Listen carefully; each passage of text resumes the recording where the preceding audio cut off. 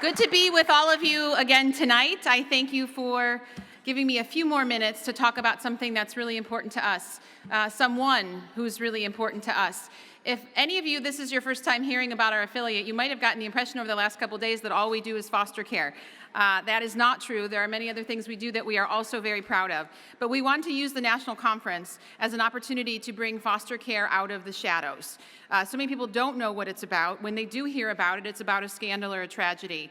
And those of us who spend our days working in foster care know that there's so many beautiful sides to foster care and so many beautiful stories and so many messy, beautiful warriors in foster care, which is a term that our award recipient has introduced me to. In foster care, we spend a lot of time, and rightfully so, thinking about and talking about the children in foster care that are the subject of the phone calls that go to foster parents asking for a child to be placed. But we don't talk much about what it's like to be a foster parent who gets that phone call. And the phone call goes a little bit like this. Someone you have never met before will be coming into your home to stay with you. And we at the moment don't know much about them and can't tell you much about them, except that they have been through a lot of bad stuff and they will need a whole lot from you. And you, as the person receiving that call, have no idea if you will have what they need or if they will even want what you have to give. But you step out in faith and you say, bring them over, I'll be waiting. But let's drill down just for a minute on what really is baked into that proposition. What we really say, not necessarily at VOA, but as the system, what we are saying to that foster parent is, we are going to bring this person to your home for either a few weeks or until they are an adult. We need you to do everything the system says without complaint and without question. And in turn, we promise you as the system that we will never consider your feelings or your life plans as we make visits and make plans for permanency for this child. And we expect you to love them and treat them like you gave birth to them, but be prepared, again, without complaint and without inconvenience to the system, to give them up at a moment's notice. And you have to let a whole bunch of people, sometimes ones you've never met, into your home unannounced and on a regular basis and without notice. But we, in return, will treat you like an outsider at court, at meetings, and in the system at large. And finally, you may have a very happy ending, or we may break your heart into a million pieces and not even notice that we did it. In foster care, I have learned that no matter where you sit or serve in the system, unless you are a child in foster care or a foster parent, they are all the cheap seats by comparison. We talk about the military being the 1%, and rightfully so. But foster parents are 1/10 of the 1% who really step onto the front lines of human suffering and human misery. And they sign up for the proposition I just described to you with literally the only guaranteed payoff is that they might have the chance to change a child's life forever. And for these extraordinary people, that chance is worth risking their heart. There are no sidelines to stand on for foster parents. They're in the grid of this every moment of every day. And I'm saying all of this not to dissuade any of you who may have been moved by Bishop Garner or Kim Gray to become foster parents, but for those of you who may never consider it, to make sure you understand the size and the scale of the sacrifice and the emotional risks that people take when they decide to do this work. Jasmine Sassack, who you are about to meet, is an incredible person who was not and is not content just, and I use the term just very loosely, just making the sacrifices that I described before. She goes much, much further, committing herself to building the entire system's capacity to better serve these kids by recruiting and supporting foster parents so they can be more emotionally prepared to serve these kids. She actively recruits new foster parents every year. She organizes foster parent support groups, and she creates gathering places and social media so foster parents can learn, vent, be scared, be understood, to have a voice.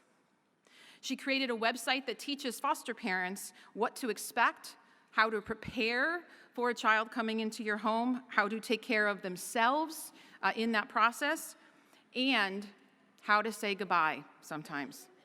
She even created a program run out of her house and out of her garage where she collects supplies and clothes and furniture so that new parents will always have what they need when they welcome those children into their home.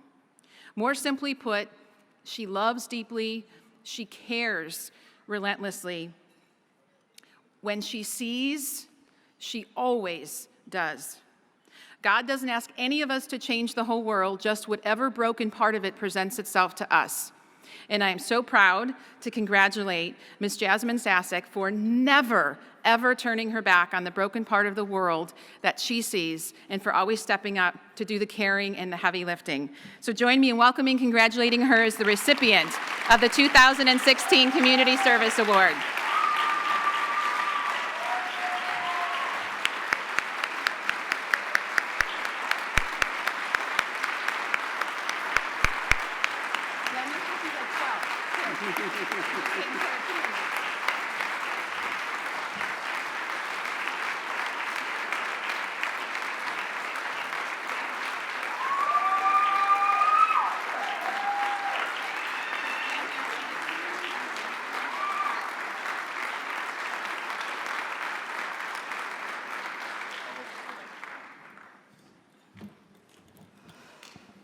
Thank you.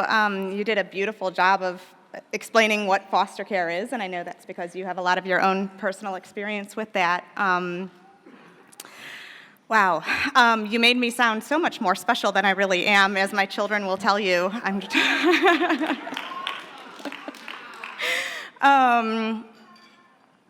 I do want to say that working with Volunteers of America of Illinois has been an amazing experience, and I do recruit new foster parents every year, and I always send them to you guys because you're amazing. The caseworkers have all been, without exception, just amazing, and they're there, they return my texts and my phone calls immediately and make this job so much easier. I never could do it without the kind of support that we receive. So I've had a total of 18 kids now. My daughter was pointing out that the program was incorrect, and I said, well, our family changes all the time, so it's changed since I submitted that information. We have 8 kids who we consider our forever children. 7 of them are here with us tonight.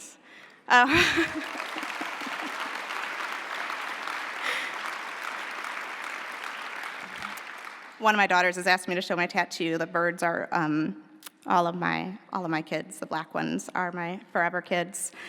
And so, I give a lot, it's true, but I also get a lot. And so I want to take a minute to thank each of my kids individually and explain what I've learned and gained from each of them.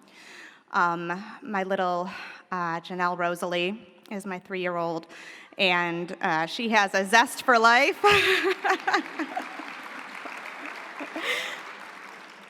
She's given me a lot of gray hairs, but she also keeps me young at the same time. I love your energy, Rosie. Dean is my 5-year-old. Dean was only about 1.5 years when we started fostering, so he's grown up with this. He asks me all the time when he's going to get adopted. He's my birth kid. I think he just wants the party. But he's my little cuddle bug, and he reminds me every day to take time to just sit on the couch and cuddle and snuggle and end every day with cuddles in bed with him. Jaden is one of my 3 7-year-olds. There you are, Jay. We were blessed to adopt Jaden through Volunteers of America a couple of years ago, and Jaden is my problem solver. If there is something that is broken or needs to be fixed, he finds a way to fix it. Nothing needs to be thrown out. We don't need to ever buy new things because he just finds a way to duct tape and sticks and ropes, and he pieces it all together, which is sort of what he's done with his life too. It's never broken. He just keeps rebuilding. Juliet is my next 7-year-old. Juliet finds beauty in everything, and she so eloquently is able to share the smallest beauty in the world with everyone. I see her hiding now. She's embarrassed. Denise is my third 7-year-old, and Miss Denise shows us that no matter what you've been through, you can still love, and you can love wholly and completely. Jordan is, God, I'm hoping I'm not forgetting anybody. I'm trying to go by age. Am I good? Okay. Jordan is our 10-year-old. He's our newest. He just joined our family. We'll be adopting him. And Jordan's had a long road, and he reminds me to never give up hope, that your tribe is out there, and they're looking for you. Jessica is my 17-year-old. Jessica has taught me to step outside of my comfort zone, to do things that scare me and that it's okay. She's taught me to always find the good in everything, that it's always there no matter what. And Venus is my 19-year-old, and Venus has shown me that set high goals for yourself and you will achieve them. Just keep fighting and you will do it. All of my kids are fighters. They're all survivors. They've all done amazing, incredible things, and I am so honored and so blessed. And every time any of you guys calls me mom, it annoys me for a second because they do it all day long. Mom, mom, mom, mom, mom. But it's every time it's a blessing, and I love it. I love you guys so much.